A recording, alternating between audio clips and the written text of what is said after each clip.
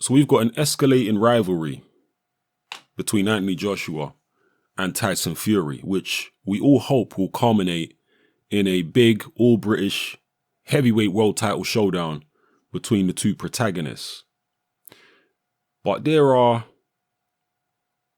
let's say, two different narratives floating around on the internet being pushed by both Joshua fans and Tyson Fury fans, or at least some Joshua fans and some Tyson Fury fans.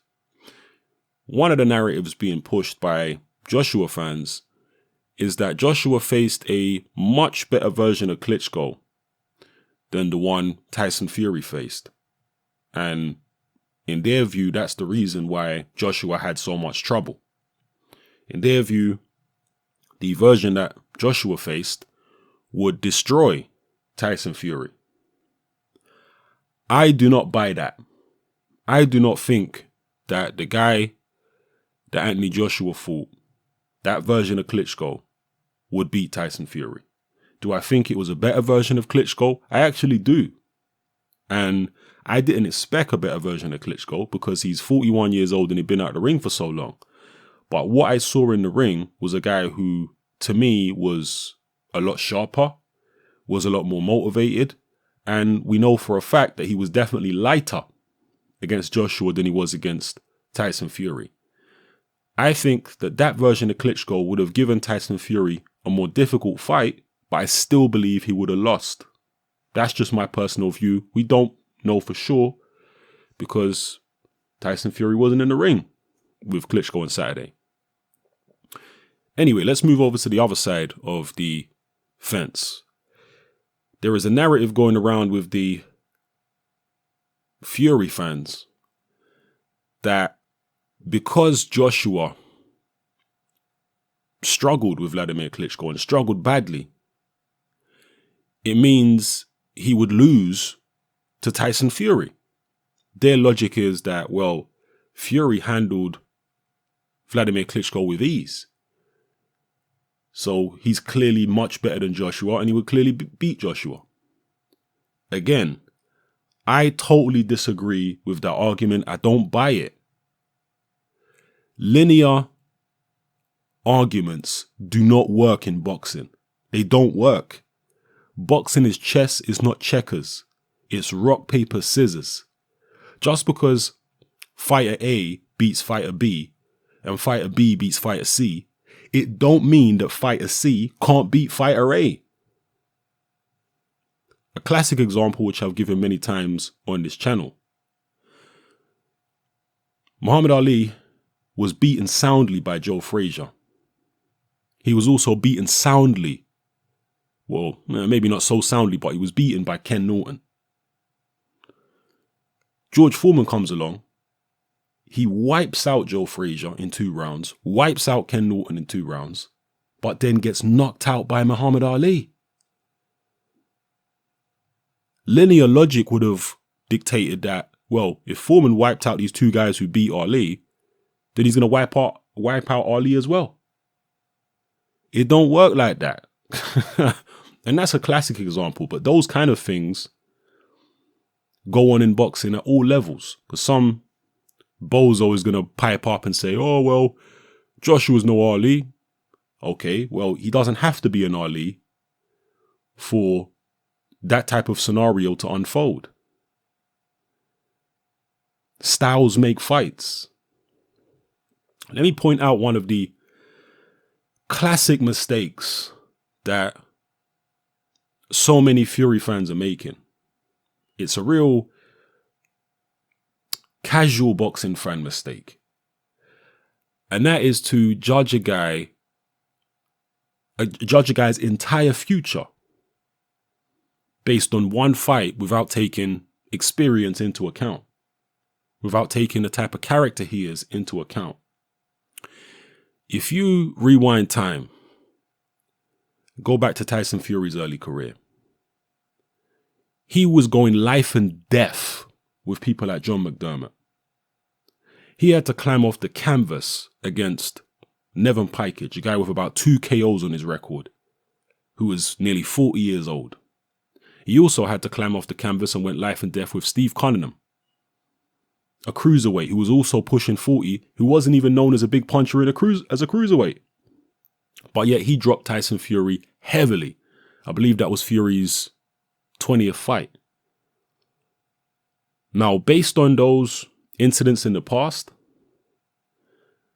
the majority of boxing fans said there's no way that Fury's beating Klitschko. If he's getting dropped by light punchers like Steve Cunningham and Nevin Pikage and looking that sloppy, he ain't got a hope in hell against Klitschko.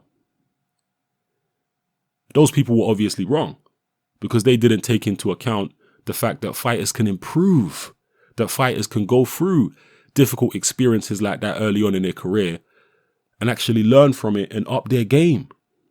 And if they were paying attention, which a lot of them weren't, they would have seen that Tyson Fury did up his game after the Steve Cunningham fight. And also Steve Cunningham, style-wise and ability-wise, is different than Vladimir Klitschko. Not necessarily better than Klitschko, but he does certain things better. Styles make fights.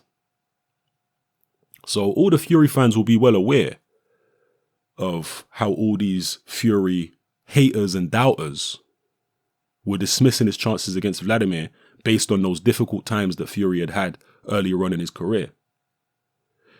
That's why it's ironic that Fury fans are now applying that same attitude to Anthony Joshua. When Fury fought Vladimir Klitschko, Fury was what, 24 or 25 fights in? Yeah, when Fury fought Klitschko, he was 24 or 25 fights in. When Joshua fought Klitschko, he was only 18 fights in to his professional career. So he was less experienced than Fury was when he fought Klitschko. Fury had been through fights that had galvanized his resolve. He'd been 12 rounds in fights. He'd been 12 rounds several times against people like Derek Chisora, Kevin Johnson, etc. Joshua had never been 12 rounds when he fought Klitschko. So there had to be apprehension there in the back of his mind. There had to be a slight sense of being unsure about whether he could do the rounds. Whereas when Fury fought Klitschko, he went in there with the confidence of knowing that he could do 12 rounds because he'd already done it several times before. So just like Fury improved between his 20th fight against Cunningham and his 25th fight when he fought Klitschko, what makes you think that Joshua's not going to improve between his 19th fight with Klitschko and let's say his 24th fight? Do you think Joshua's going to be the same fighter now? Sorry, that Joshua's going to be the same fighter after 24 fights as he is today? Of course not. He's going to be better. He's going to be a better fighter. So it's more logical to compare like for like.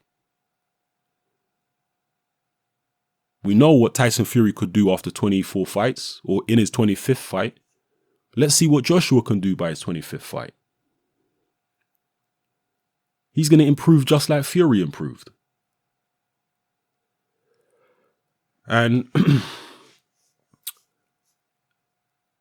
while Joshua's improving, as he will, and gaining from his experience, and I've been into how I think Joshua's going to improve in my previous videos, my two post-fight videos that I did.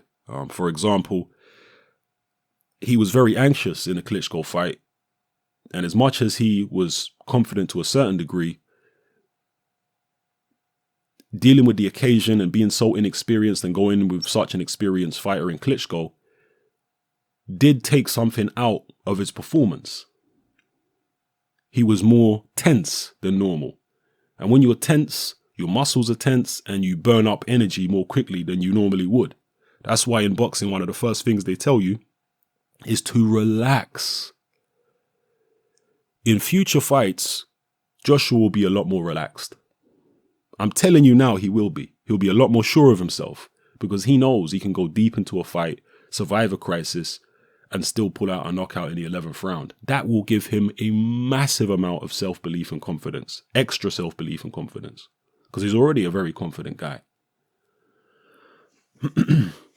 So while Joshua is improving between now and let's say his 22nd, 23rd, 24th fight, Tyson Fury is somewhere up in the north of England, Lancashire, doing God knows what. He's at least 100 pounds overweight. He's carrying 100 pounds or more of body fat. He's got this UCAD thing looming over him. It's going to take, I'm telling you now, at least a year for Tyson Fury to get anywhere close to his old fighting shape and his old fighting, well, let's just say his old fighting shape. It's going to take at least a year. And that's if he's dedicated and if he's not going out on the weekends, boozing it up and eating junk food, because this is what Tyson Fury is still doing regularly, even up until the last couple of weeks. And I know this for a fact, people. So, while Tyson Fury is abusing his body, Anthony Joshua is learning his craft and improving. You have to take that into account if these two guys are ever going to fight. That if there is a skill gap, which I believe there is, if there's an ability gap, which I believe there is, it's going to be a lot smaller by the time they fight. Because Joshua is catching up at a rapid rate to Tyson Fury. I mean, he's never going to be able to do all the things Tyson Fury can do, no. But he doesn't need to, because he has strengths that Fury don't have. I think that if this fight does take place, that Anthony Joshua is going to beat Fury. Not only because I don't think Fury's ever going to be the same again, if or when he comes back. Not only because I think Joshua is going to improve a lot, just as Fury improved after his 18th, 19th fight, but also because I believe styles make fights. And Joshua, I believe, would be a lot more aggressive against Fury than he was against Klitschko, because Fury can't punch like Vladimir Klitschko. He doesn't have the kind of power that would keep Anthony Joshua honest. I'm not saying Joshua's going to try and walk through Fury's shots. No, he'd respect Fury. You don't want to hang your chin out in front of any man who's 6'9" and 260 pounds. But he's certainly not a prolific puncher, and he certainly doesn't have consistently serious power the way that Klitschko does. He's certainly not as sharp as Klitschko in terms of, delivering power punches. Because of that, I believe Anthony Joshua would steamroll into Tyson Fury. I'm not saying he's going to steamroll over him, but he would steamroll into him. And he would fight a very aggressive, very confident fight. I believe it would be enough to beat Tyson Fury. I'm not saying it would be easy, but I believe he would do it. And again, I've mentioned this in previous videos, but I've been around in boxing long enough to know that abusing your body always catches up with you. And Tyson Fury is abusing his body with drink and food and drugs. Or he at least has been abusing drugs in a fairly recent past, for a fact, as we know. He's been doing all those things. The idea that that is not going to have an impact on his boxing ability is delusion beyond belief. You think that's not going to affect him? You think that's what going to make him a better fighter? That he does all that stuff? You think it's not going to catch up to him? Those things will catch up to him. I've seen it many, many times in boxing before. So, yeah, I'll leave you with that, people.